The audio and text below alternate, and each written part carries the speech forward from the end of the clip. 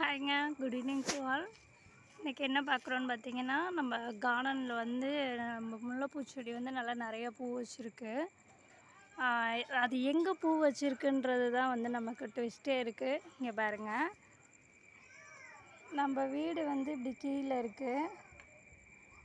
இது வந்து எங்கன்னா, இங்கே பாருங்களேன், கீழேருந்து பார்த்தீங்கன்னா மேலே வந்து யாரும் பறிக்க முடியாத இடத்துல வந்து பூ வச்சுருக்கு. பாருங்கள், இங்கே இருந்து இவ்வளோ தூரம் வந்து கஷ்டப்பட்டு பூ வச்சுருக்கு.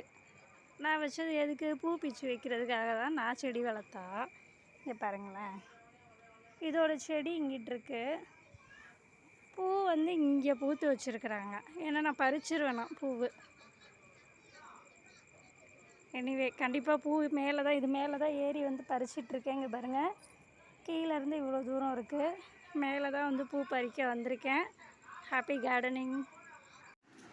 ஃபைனலாக வந்து இவ்வளோ பூ தான் பறித்தோம். இந்த செடி என்ன சொல்லுதுன்னா, கீழே பூத்து கொட்டினாலும் கொட்டுவேன், ஒழிஞ்சு உங்களுக்கு பூ தர மாட்டேன் அப்படிங்கிற மாதிரி இருக்குது. இன்றைக்கி போய் பறிச்சுட்டு வந்துட்டேன். டெய்லி இவ்வளோ பூ தாங்க கீழே கொட்டுது.